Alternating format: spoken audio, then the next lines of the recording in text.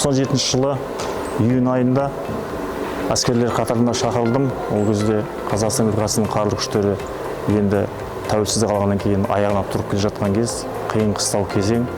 Сол уақыттан бастап қызмет еттік. Міне бүгін зейнетке шығып жатырмын. Шекті жасқа жетуіме байланысты аянбай еңбек еттік. Қарулы күштердің әскери медицинасының дамуына және одан ары қарай шақтау шегіне жетуіне үлкен рахмет.